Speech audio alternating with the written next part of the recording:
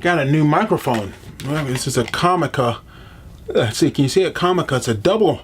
What is it? It's a dual head lavalier microphone. Right now we're on the Rode video mic, which is like a big long shotgun microphone.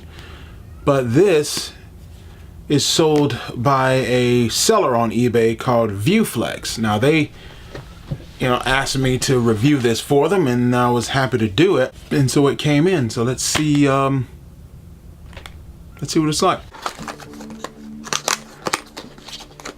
Let's see what we get here. Oh wow, nice. Look at that. Box. The box has that nice matte finish on it, which is what I like a lot of. Can you see? Yes, you can. It's designed for 2 people, so this might be good in the upcoming film Sugarfly, where I may try to do some interviews, whatnot. But I like that little bag. I mean, when you buy stuff from China, they put in all these little trinkets like this. If you were to buy this from one of the other microphone companies, you just get a microphone in a plastic box and that's it. I like that. Oh, wow, look at that. That's right there on your hip. Guess I'd put that in your belt pocket if you need be. Orange highlights. Let's see what we get. Oh, wow, we get a whole kit here. Guess those little oxygen thingies. Oh, wind muffs. Those are wind muffs. Let's see, on here is the system itself. Oh, and there's a little pocket. Oh my goodness. This is nice. Wow, this is really nice.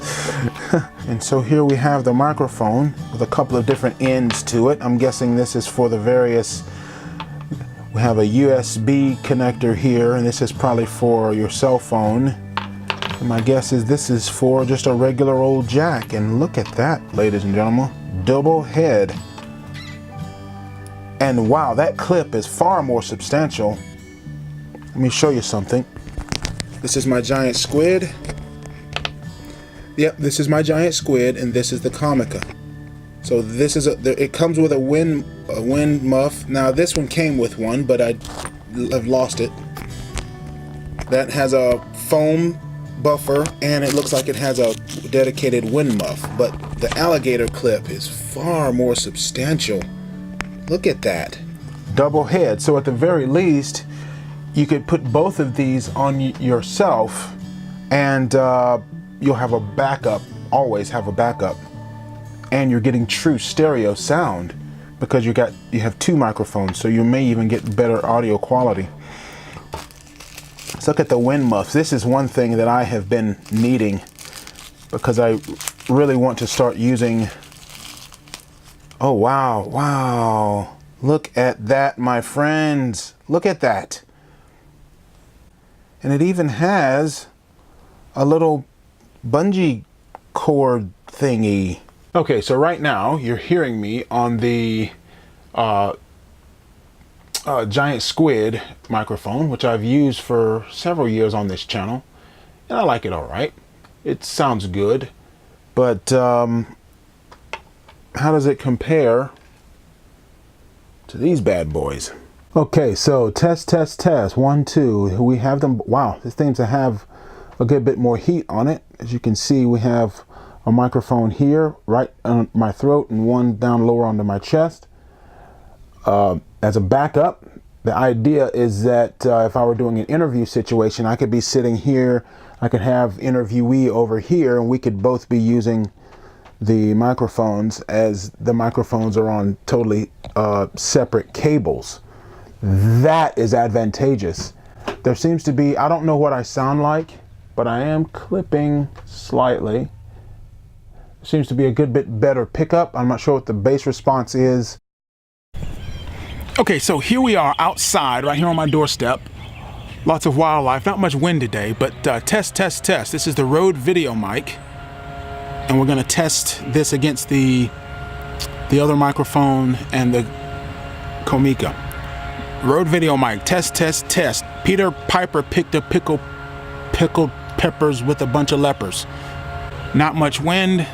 The microphone is about 2 feet away from me, 1.5 feet, maybe 20 inches. about a cubit. Okay, so testing. Here is the Comica.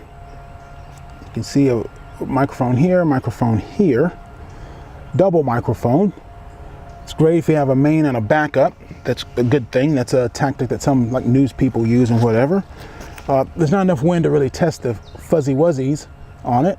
As you can see, the fuzzies here, it looks like a little treble or something from Star Trek. But the reason I don't use this guy is because I don't have any wind protection. It used to have a little bit of a foam wind thing on it, but it wasn't enough.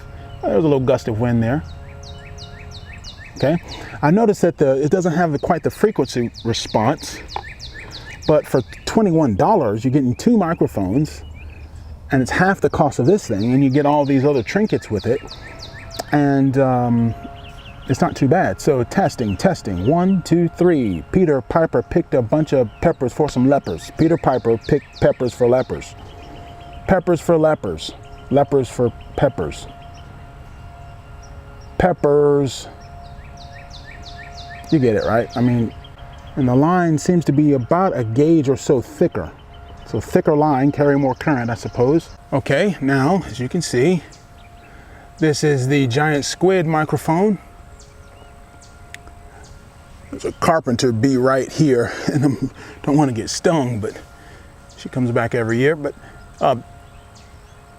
giant squid, test. 1, 2, 3. So when you find out that Daddy had sugar? Dr. Charles Lett in Selma, Alabama gave him a physical examination, and he discovered that he was a sugar diabetic.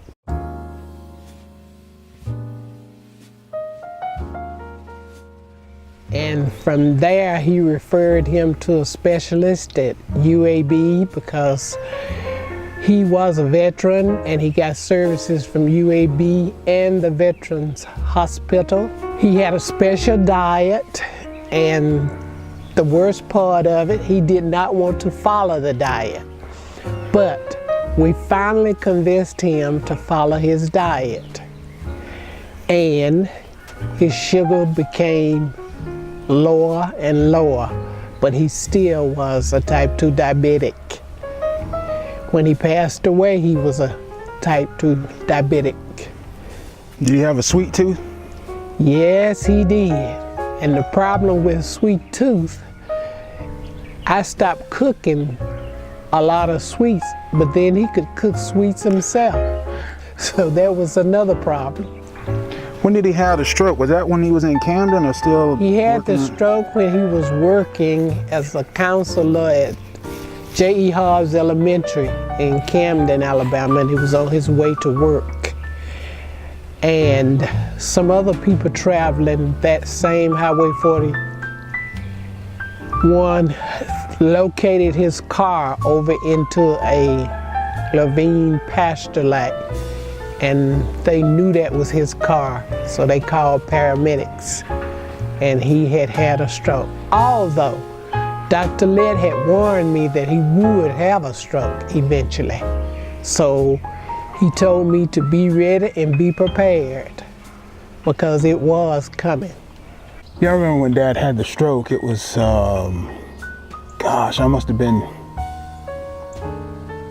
I was in school. I was in I can't remember undergraduate school or graduate school, but my mom called me early that morning. I called one of my major professors, said I'm not going to be a musician, so music school had rehearsals and stuff, so I said I got to go see what's happening.